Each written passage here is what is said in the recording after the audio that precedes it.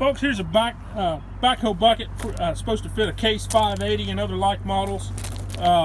Good teeth on it. I don't see any welds inside or anything like that. Slight bit of crack right there that probably does need to be welded up. Yeah, here is a weld on this side. Beyond that, looks pretty good. Fits a Case 580, like I said, at least based on the numbers. Here's a good shot of the number on it, and